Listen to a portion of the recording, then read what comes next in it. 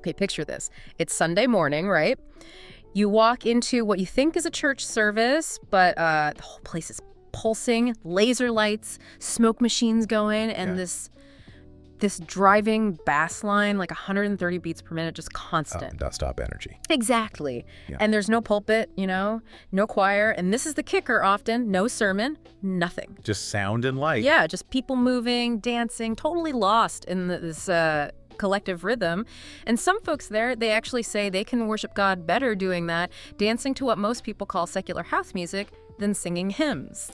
That really is quite the image, isn't it? It's this ultimate cultural collision. You've got the whole vibe of a late night club, which, let's be honest, is usually tied to hedonism, rave culture, altered states. Right. Transplanted right into a Christian worship setting. High attention. And that stark contrast, that's really what we're diving into today. Yeah, our sources are all about digging into this really complex, sometimes pretty controversial relationship between evangelical Christianity and, well, everything that falls under electronic dance music cultures, or EDMC. And our mission here, for you listening, is to really grasp the depth of this. We're not just talking about changing the music style. We're looking at the deep theological thinking, maybe even theological gymnastics, you could say, that allows this to happen. How do you justify turning a DJ booth into, well, a place of worship? So we need to trace it back, right? Exactly. Look at the history, how evangelicals started using pop culture as a tool, then explore this big theological shift, rejecting the whole sacred versus secular idea. And ultimately, we have to ask, if the music doesn't even have words, where's the spiritual meaning actually coming from? Is it just in the listener's head? Okay, so let's unpack how this whole Christian EDM thing got started. The sources are pretty clear. It wasn't just some random trend. It feels very strategic, almost like a missionary impulse. Driven by necessity, almost. Yeah, trying to connect, right. Specifically with millennials and also the older Gen X crowd who maybe grew up going to raves in the 90s. They see EDM as the language, the sound for expressing spirituality today. Precisely.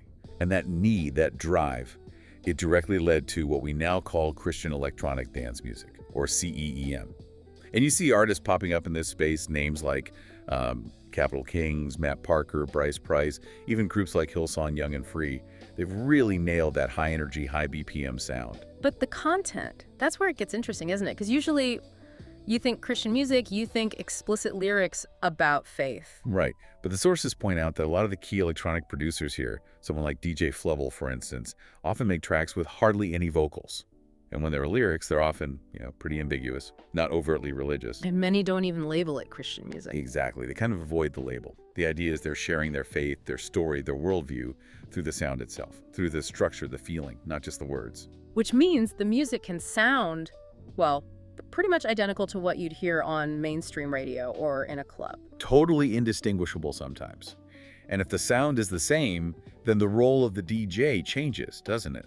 The sources argue the DJ becomes more than just someone playing music. They become the minister, the worship leader. Kind of, yeah. Guiding the experience, shaping that spiritual state, but without needing to preach in the traditional sense. The sonic architecture itself does the work. Okay, give us an example. Well, the research points to the Crossing Church in Tampa, Florida. They're highlighted as a real success story, apparently grown to over 3,000 members, using exactly this kind of aesthetic. And the sources get specific about how they do it. Oh yeah. They talk about using that characteristic 130 BPM tempo, which is important, you see, because that fast, steady pulse, it's designed to keep you moving, almost bypass conscious thought, and help you kind of lose yourself. Right, that trance-like state. And they use the constant quarter note bass thumps, those signature musical builds that create tension. And then the drop. Exactly, that whole cycle. The build-up uses rising sounds, maybe synthesized white noise, the rhythm gets more intense, creating this anticipation, and then bam, the drop hits with the full bass and drums. That emotional journey, tension release, that shared euphoria, it's copied directly from the club environment. To create a powerful shared feeling. And the goal is what? To reach more people. Make church feel relevant. That seems to be the aim, yes. Cultural relevance for the masses. Okay, but hang on. If they're basically replicating the club experience to pull people in, doesn't that open them up to criticism? Like if it sounds the same, feels the same, how is it not just really good entertainment? That's the million-dollar question. And yeah, the critics are definitely asking it. The sources bring up people like Russ Jones, who basically questioned if these churches are just turning into entertainment hubs for young people. Fun, maybe, but is it actually fostering a real relationship with Christ? So what's his argument? How does he tell the difference? Because, for someone in that service at the crossing, it might feel genuinely spiritual. The critique really boils down to the difference between, let's say, affective feeling and actual devotion. Jones and others argue that, yeah, the pounding beats, the lights, the volume, it creates a sensory high, a temporary feeling of excitement or connection. Okay.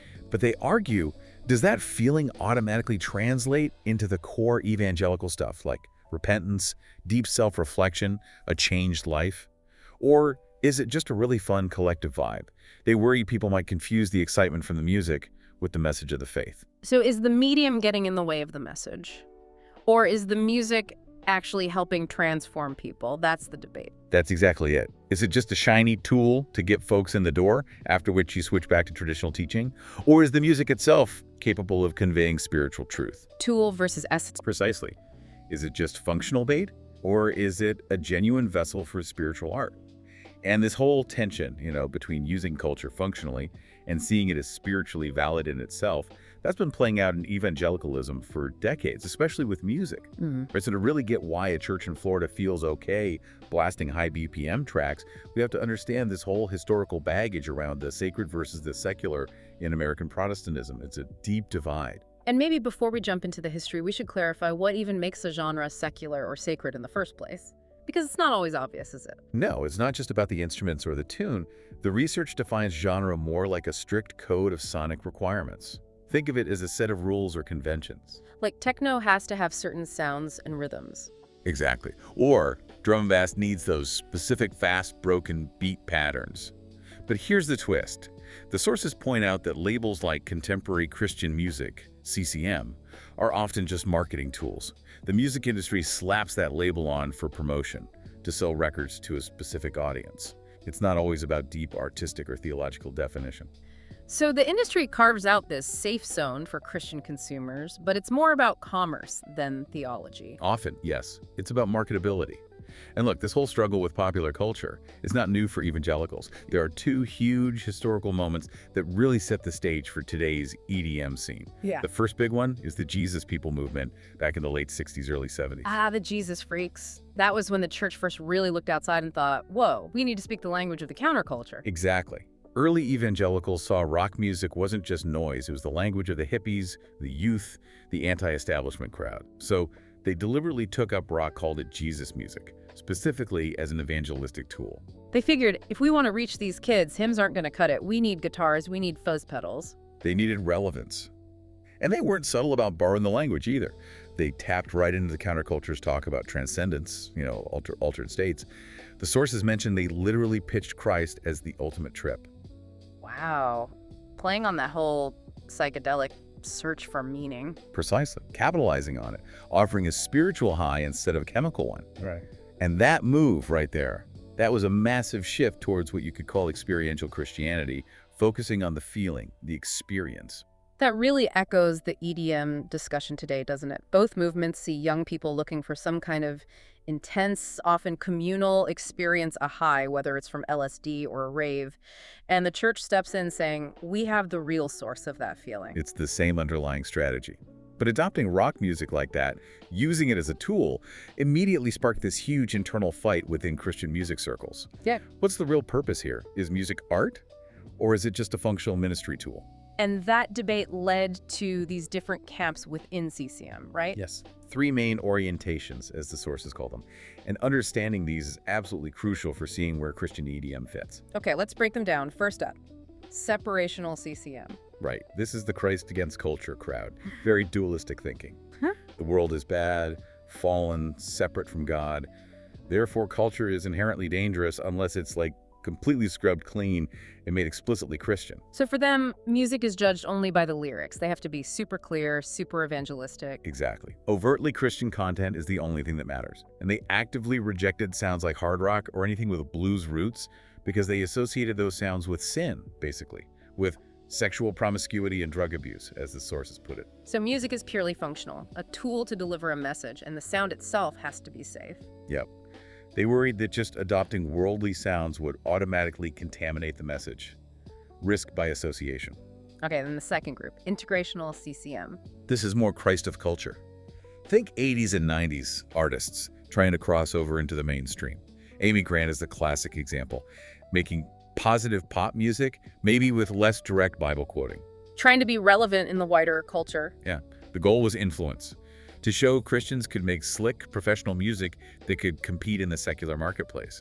But there was a compromise. How so? They wanted the mainstream sound, but they felt they had to strip out anything perceived as negative or edgy from secular music. The sources say they kind of defined themselves by not having those villain element, no darkness, no sex, no rebellion. They offered a sort of sanitized, wholesome alternative, trying to gently influence culture from within. Right. Positive, but safe. But then comes the third orientation, and this one is the real game changer, the one that opens the door for Christian EDM, transformational CCM. This is the Christ as reconciler of culture view. Okay, how is this different? This group fundamentally rejects the idea that music is just a tool. They argue music is a legitimate art form in its own right, inspired by faith, yes, but its artistic value can stand on its own, even without explicit evangelistic lyrics. So art for art's sake, but informed by faith. Sort of. It validates the idea that Christians can create meaningful art, even instrumental music that doesn't mention Jesus every 5 seconds. It sees secular activities as potentially part of a whole spiritual life. They valued artistic quality over just churning out theological slogans. And that provides the theological justification needed for something like instrumental Christian EDM to even be considered legitimate worship. Exactly. If you're coming from a transformational perspective, you believe God's creativity can flow through music, even if it's not a sermon set to a beat. This view is pretty much essential for understanding the alternative worship movement that came next, because they took this idea and ran with it, especially using incarnation theology. Okay, so that transformational view paves the way. And that leads us to these alternative worship groups, the AWGs. They started popping up mainly in the mid-'80s, especially in the UK, right? Like the 9 o'clock service, NOS in Sheffield. That's a key example, yes. And for these groups, just debating the 3 CCM orientations wasn't enough. They wanted a complete break from that whole sacred versus secular split. They saw it as a false divide. And their big theological idea for doing that was incarnation theology. That's the absolute cornerstone. It's the intellectual engine driving the whole thing, the justification for the lasers, the bass, everything. The core idea comes from the incarnation. God becoming human, physical flesh in Jesus Christ. Okay, unpack that connection for us. How does God becoming human suddenly make house music okay for church? Well, it pushes back against that old tendency in Christianity, sometimes called Gnosticism, that sees spirit as good and matter, the physical world, the body, as bad or inherently suspect. The incarnation says, no, God actually entered into the messy physical world. So the physical isn't bad? It's redeemable. It means the cultural, the sensory stuff, complex music, aesthetics, even dance isn't automatically unholy. If God is present in creation, then maybe popular culture doesn't need to be bleached clean before the church can use it. Maybe it can be used as it is, because God can be found within it. It breaks down that need to purify everything first. Got it. So that's the justification. But the sources say these AWGs specifically lean towards EDM rather than, say, rock music, which the Jesus people had used. Why this switch from Jesus music to Jesus house? It seems to be about the structure and the social dynamics. The sources mentioned this argument, apparently quite prominent in the UK music press on Mixmag back in '95.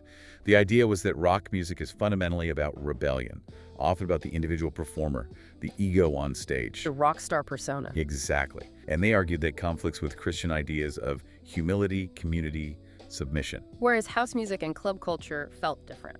Yes. They saw it as inherently more participatory. It's about the collective, the community dancing together, often anonymously in the dark. And crucially, club culture involves this sense of disorientation and losing yourself. And they saw a parallel with worship there. Precisely. AWGs recognize that feeling disoriented, being part of a collective, losing your sense of individual self, these can also be key parts of a powerful worship experience. If worship aims at losing yourself to find God, then house music, with its repetitive beats and immersive atmosphere, seem like a really efficient way to get there. So turning that potential danger, losing yourself, into a spiritual plus. And the Annas in Sheffield really leaned into that. Oh, absolutely. They grew incredibly fast. They deliberately used house music, sophisticated visuals, lighting rigs, the whole 9 yards to make the church space feel like a nightclub. But wait, the sources mention something interesting about how they set things up physically. They put the DJs and musicians off to the side. Yes, that's a fascinating detail, isn't it? Because if you're going for the club vibe, you might think the DJ is the star. Right, front and center. But they deliberately avoided that. They were pushing back against the rock star pastor or performance-based worship model common in some megachurches. Yeah. By putting the musicians on the periphery, they were signaling that the focus wasn't on the human performer's talent or charisma. The focus was on the collective experience, the atmosphere. Exactly. The music was the medium to facilitate a communal encounter with the transcendent, not the object of worship itself. Okay, so that explains the vibe, but let's get to the really radical part. Using actual popular EDM tracks, stuff that's purely instrumental or has lyrics that are totally secular, maybe even ambiguous, how on earth do they justify playing that in a worship service? This is where it gets really interesting and relies heavily on, well, postmodern thinking about interpretation and the power of the listener. Since a lot of dance music has minimal or no lyrics, it's like an open sonic canvas. AWGs argue they can use secular tracks, even ones with lyrics like "Love is the Message," or maybe something about escape or euphoria, because the spiritual meaning isn't fixed by the original artist, it resides in the heads of the people dancing. So the original intention of the track doesn't matter? Not primarily. Yeah. They're challenging that whole idea of authorial intent controlling meaning. Yeah. It's democratized, subjective. The Christian dancer, who comes in with this framework of incarnation theology, is expected to actively interpret the music, the beats, the feeling as a spiritual experience. They have to use their imagination, as the sources say, to find the numinous, that powerful sense of the divine within the secular sound. Wow. So you're basically priming the audience to find God in the beat, regardless of what the beat was originally about. That's the mechanism. It requires active participation from the worshiper to recode the secular sound as sacred. Let's linger on that idea of the numinous, the intense religious experience. Usually people seek that through quiet prayer, meditation, chanting, right? How does a relentless, loud 130 BPM beat supposedly achieve a similar state? Seems counterintuitive. It achieves it through different means, primarily physical and collective. Traditional methods often quiet the body to focus the mind. The EDM approach kind of does the opposite. It uses repetitive, loud, continuous rhythm to saturate the senses. Overload, almost. Yeah, the constant beat, the physical movement of dancing, the flashing lights, the heavy bass, it can overwhelm the brain's normal filtering processes. The sources suggest this shared, physically intense experience helps create a kind of collective consciousness, a temporary feeling of unity and transcendence among the crowd. That feeling of losing yourself in the rhythm, when shared by everyone, feels powerful, almost like the collective ecstasy you hear about in historical revivals. So it's like a physically induced meditative state, but one the audience is culturally and theologically coached to interpret as spiritual. That's a good way to put it. And it's not just the high-energy stuff. The sources also talk about ambient EDM being used. Right, the slower, more atmospheric stuff. Exactly. This shows EDMC isn't just one sound, it's a whole culture. Ambient EDM, like, the more head music, less for dancing, gets used in some AWGs, like the Late Service or Visions mentioned in the research. It serves as background music. For what? For reflection, quiet prayer, maybe during Bible readings. It creates a contemplative mood, just in a different sonic wrapper than, say, an organ. And this use of ambient music often happens outside traditional church buildings, too. Absolutely. That's another key trend, moving services into secular venues. Yeah. The Cafe Church model is a prime example, like the Rubik's Cafe run by that NGM missionary group. They set up in regular community cafes, play some chill ambient EDM, create a really informal, non-churchy vibe. So it's desanctifying the space, just like they desanctified the music. Exactly. It all ties back to breaking down that rigid, sacred, secular boundary. If God can be present anywhere, worship can happen anywhere, using the sounds of that place. Okay, so let's try and pull these threads together now. We've got the theological justification, the historical context, the specific musical choices. How does this all manifest in the actual experience and the goals of these movements? Well, one really strong connection the sources make is between the language used within EDMC itself and the language of evangelical faith. especially around the idea of transcendence. How so? Look at how people talk about secular clubbing or raving at its best. The discourse is full of words like liberation, ecstasy, reaching an altered state of consciousness. People talk about getting a natural high, just from the music, the dance, the visuals, often explicitly saying it's without needing drugs. Okay. And then you look at the Christians involved in this. They use almost identical language to describe their worship experiences. Remember those mission groups in Ibiza? Christians saying they felt the transcendent more powerfully dancing in a club than singing hymns back home. So the body, moving to the rhythm, becomes the way they connect with God. It seems so. It's a return to that Christian experientialism we talked about with the Jesus people. It puts the emphasis on the subjective, felt, bodily experience, maybe even more than on reciting correct doctrine. If truth is something you feel and experience, then the method of achieving that feeling, dance, immersion, rhythm, becomes incredibly important. And what about the social side, the community aspect? The sources mention EDMC is seen more as a lifestyle than a subculture. Why is that distinction important? Subculture often implies something more rigid, maybe tied to a specific class or a form of resistance. Lifestyle is more fluid. It suggests people pick and choose elements, the music, the fashion, the places they go to build their identity. It's about consumption choices. You can dip in and out. Exactly. It has fluid boundaries and involves temporal gatherings, as the sources put it. You might be a professional during the week and part of the dance music lifestyle on the weekend. And that fluidity is actually perfect for evangelical outreach. Why? Because it's less intimidating, easier to join. Partly, yes. It taps into this modern desire for connection, for belonging, but without demanding total, permanent commitment, perhaps. The church can leverage this by offering a social space, a community hub that feels contemporary and familiar. It looks and sounds like the culture people already inhabit, but it offers a spiritual dimension. It's a potential answer to that sense of loneliness or disconnection people feel in modern life. Which brings us back to the motive, the intention. Are these AWGs really just about building community and being culturally relevant? Or is evangelism the underlying goal, even if it's subtle? Well, the sources suggest it's often a mix and definitely reflects ongoing innovation in how evangelism is done. You have groups like the one led by Pastor Kenny Mitchell who really downplay the overt convert now message. They talk about conversions being a byproduct. Their main focus is elsewhere. Their stated focus is often on building authentic community and being culturally fluent. Mitchell, for example, talks about using his DJing to portray a story or explore relevant themes, rather than delivering a sermon from a pulpit.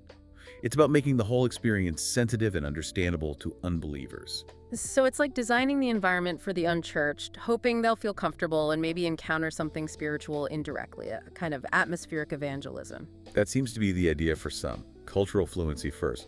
But then you have other groups, like NGM with their Rubik's Cube Club Nights, where the evangelistic purpose is much more explicit. They are clearly using EDM as a strategy to achieve specific missionary aims. So it varies. It does. But the sources generally conclude that historically, evangelicalism has always been about innovating its methods of mission. So it's probably fair to say that a missionary impulse, whether overt or subtle, is usually in the mix somewhere. Okay, but this leads to a really tricky point raised in the sources, the whole question of authenticity.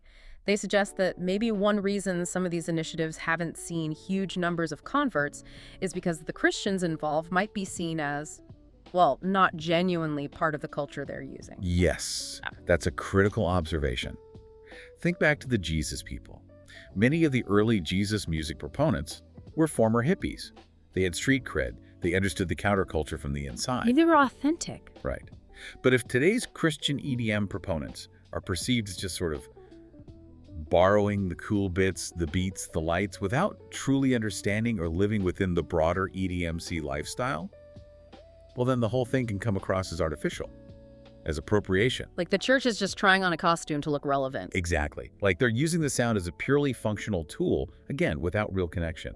And if that's the perception, they lose credibility with the very people they're trying to reach. So for it to actually work, missionally speaking, there needs to be genuine cultural fluency. People involved need real connections, real understanding. That's what the sources imply. If it just looks like the institution trying to co-opt youth culture, it likely falls flat. It seems success hinges on bridging that gap between using EDMC strategically and genuinely embracing it as a valid cultural and potentially spiritual form. It needs that authentic immersion to be seen as legitimate by the target audience. So you can't just fake it till you make it, culturally speaking. You actually have to be part of it for the message to land. #tag outro. Recap and provocative thought. All right, so as we wrap up this deep dive, it's pretty clear that putting electronic dance music into an evangelical church service is way more than just picking different background music. Oh, absolutely. It's a major theological statement, isn't it? It's this deliberate pushback against that old sacred versus secular divide. And it has roots, as we saw, going back to how the Jesus people tried to engage youth culture decades ago. And the core justification, the engine driving it, is that incarnation theology, the idea that because God became human, all of culture, even pop culture, can be a resource for worship. Right. And the reason EDM specifically got picked over, say, rock, seems tied to its social function, that ability to create a collective participatory experience, that feeling of losing yourself, which they see as aligning with worship goals. And maybe the most crucial and challenging part is how they handle the music itself, often using instrumental tracks or songs with ambiguous secular lyrics.